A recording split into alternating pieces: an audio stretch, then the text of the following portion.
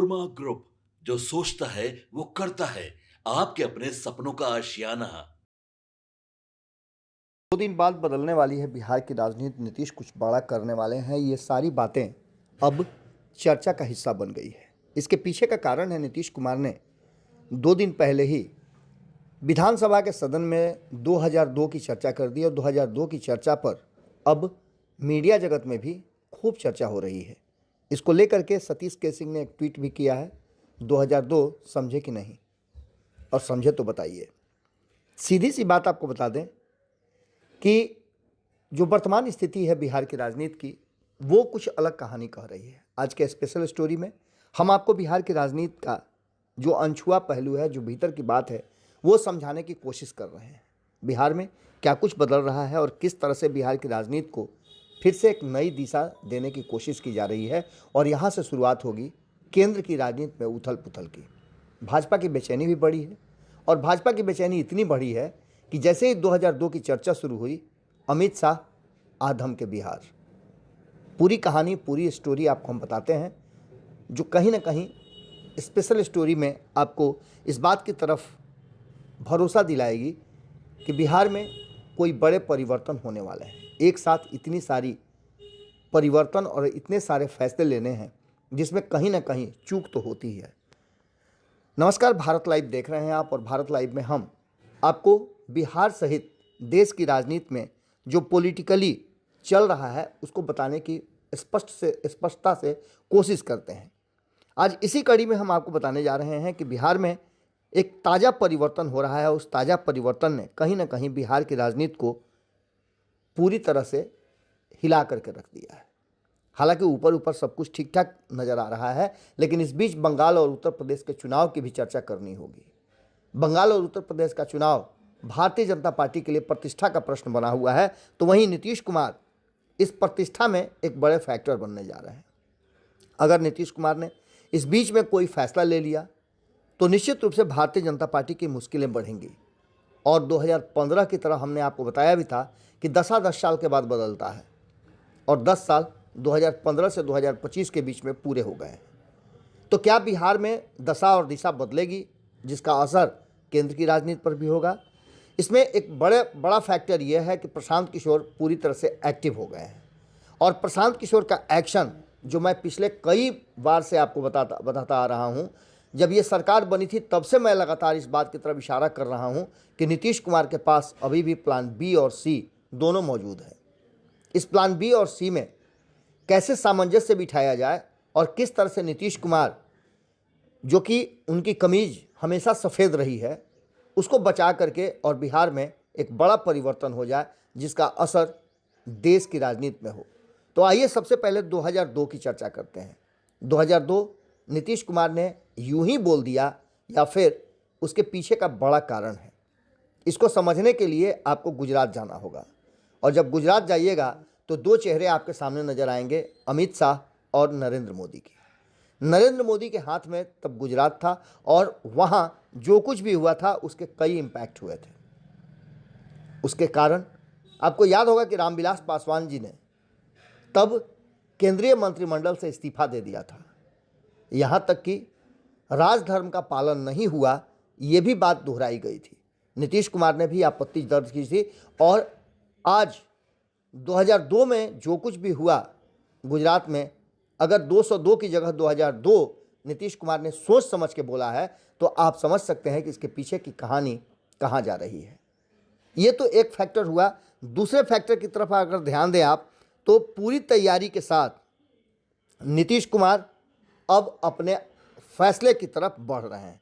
हालांकि दूसरी तरफ ये भी कहा जा रहा है कि नीतीश कुमार फैसला लेने की स्थिति में नहीं है, लेकिन ये वो लोग कह रहे हैं जो प्रमाण कहीं से नहीं दे रहे हैं। नीतीश कुमार अपने हाव भाव से, और कहा जाता है ना कि कमरी ओढ़ करके घी पीना, हमारे यहाँ बिहार में कहते हैं कि कमरी ओढ़ करके घी पीना, कहीं ऐसा तो नहीं कि नीतीश कुमार अपनी भाव भंगिमा से ये दर्शाना चाहते हैं कि वो स्वस्थ नहीं है, लेकिन फैसले सारे वो ले लें जिससे बातें भी बन जाएं और किसी भी तरह का न रंग भी चोखा हो जाए, न हरे लगे न फिटकिरी। अब ऐसी स्थिति में सीधी तौर पे आप समझ सकते हैं कि जो एक्शन है प्रशांत किशोर का वो कुछ अलग कहानी कह रहा है।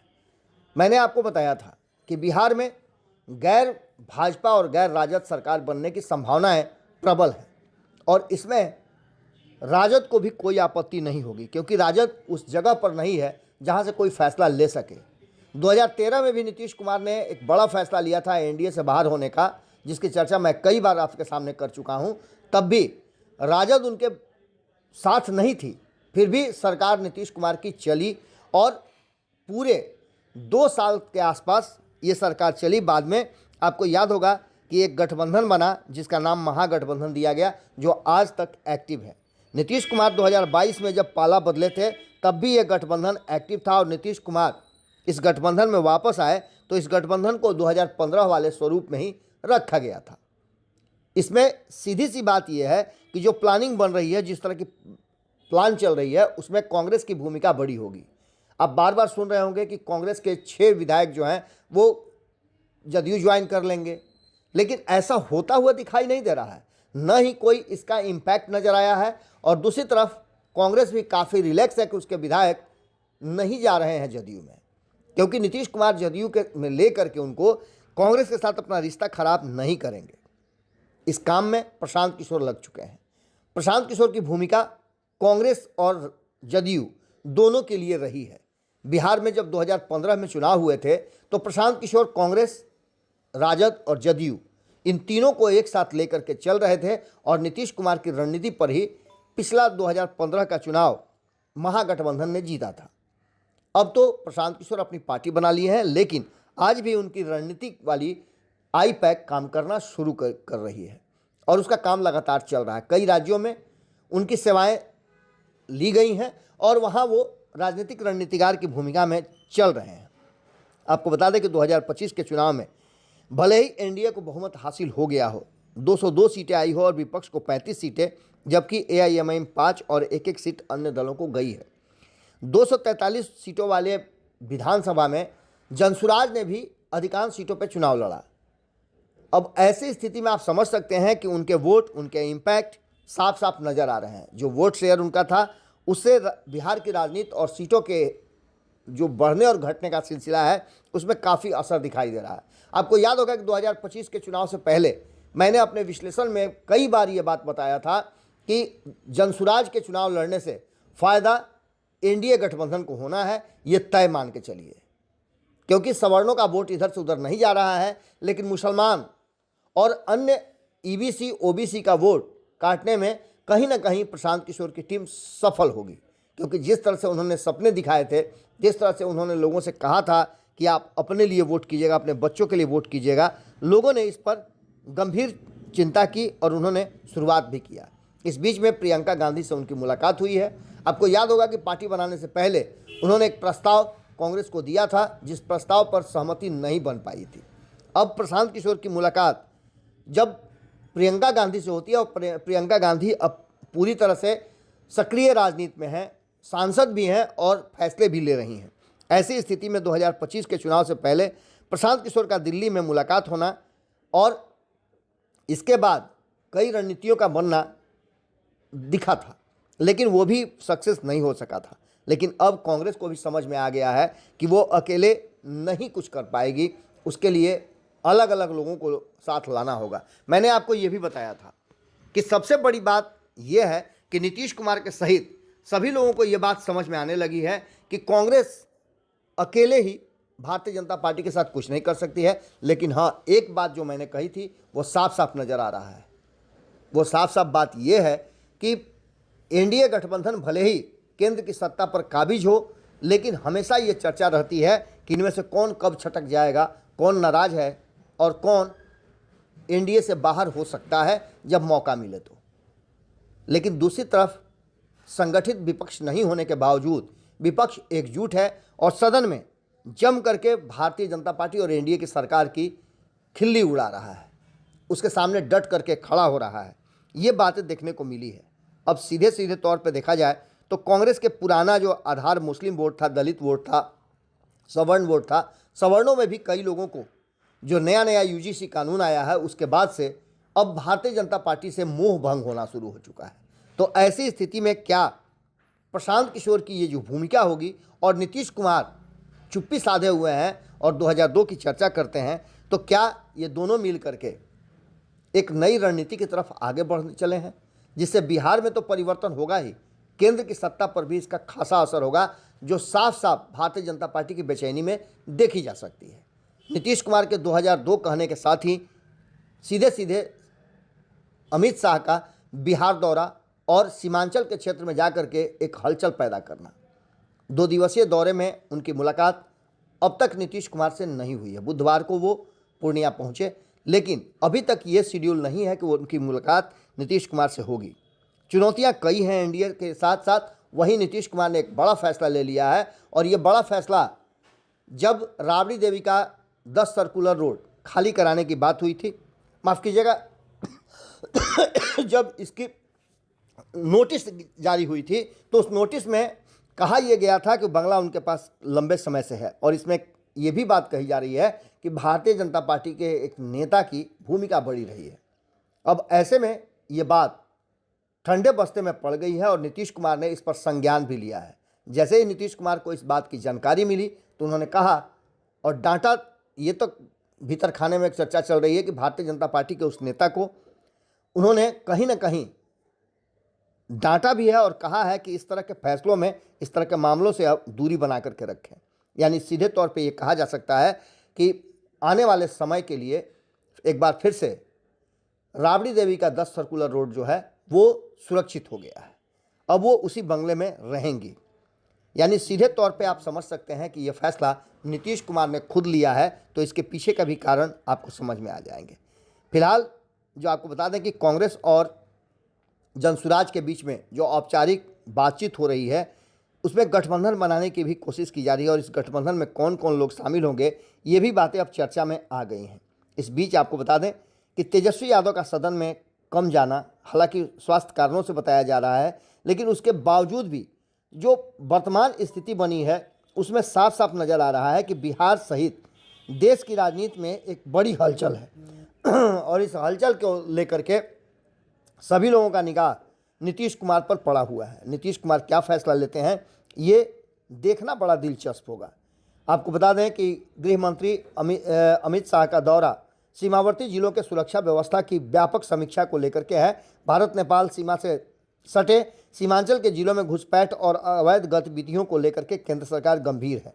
इस बात को लेकर के उनकी 700 किलोमीटर लंबी अंतर्राष्ट्रीय सीमा के प्रबंधन, निगरानी तंत्र को खुफिया समन्वय पर अधिकारियों के साथ विस्तृत चर्चा करेंगे। लेकिन आपको एक बात बता दें, एक तरफ ये बात है जिसको लेकर के अमित शाह बिहार में डेरा डाले हुए हैं और यहाँ से वो बिहार की सत्ता को मॉनिटर कर रहे हैं।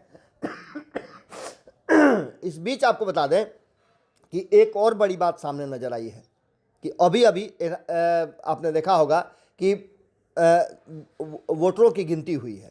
उन वोटरों की गिनती में न तो रोहिंग्या पाए गए और न ही घुसपैठ जैसी कोई बात सामने आई। तो फिर इसकी चर्चा क्यों हो रही है?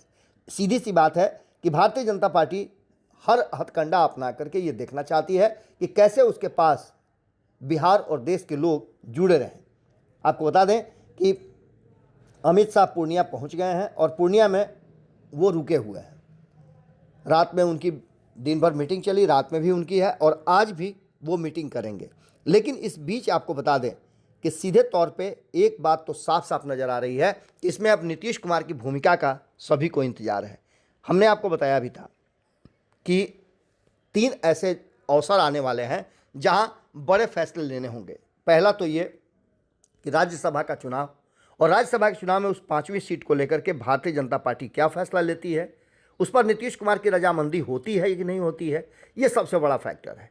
क्योंकि विपक्ष 5वीं सीट पर अपना उंगली रख चुका है और नीतीश कुमार जरा सा आंख मोड़ लिए तो ये सीट एनडीए गठबंधन से बाहर जा सकती है।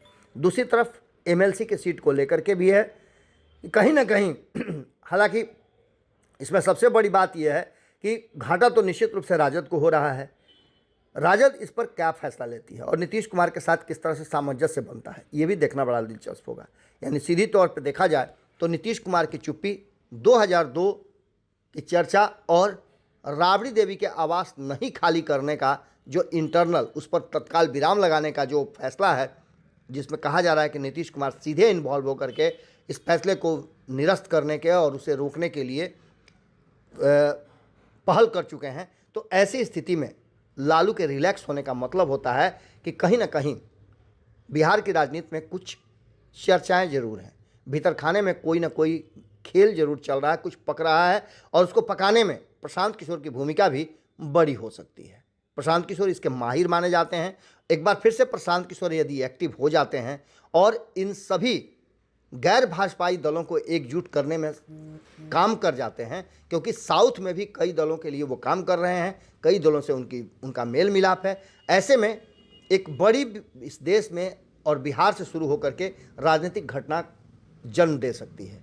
देखना दिलचस्प होगा कि क्या कुछ होता है। लेकिन होली के बाद अप्रैल के महीने में, पहले तो आपको मार्च में ही नज़र आ जाएगा, क्योंकि मार्च में जब राज्यसभा के चुनाव हैं तभी आपको समझ में आ जाएगा कि क्या कुछ चल रहा है।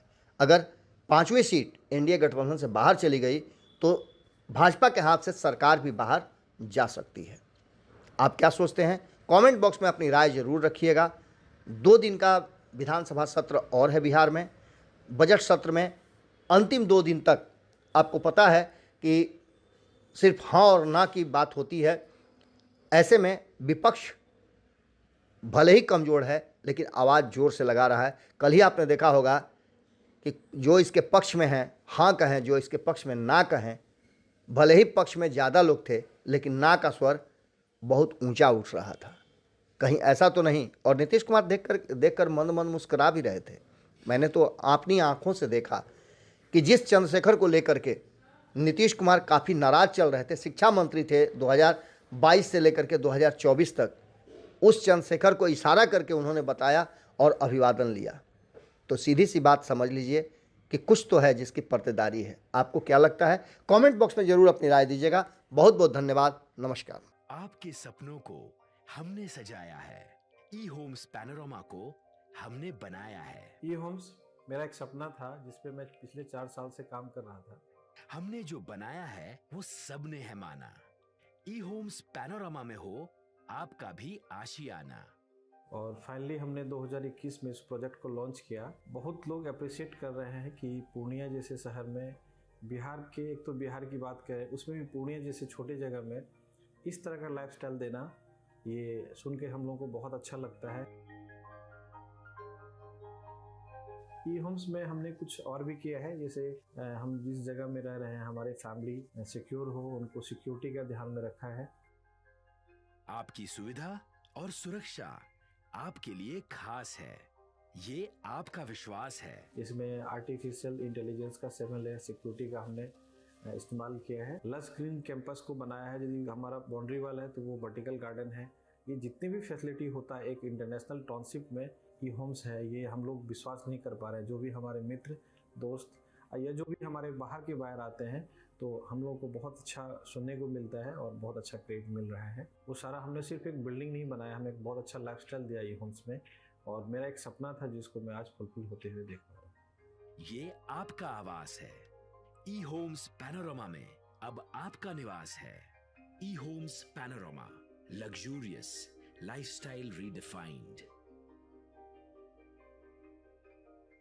पनोरमा ग्रुप, जो सोचता है वो करता है।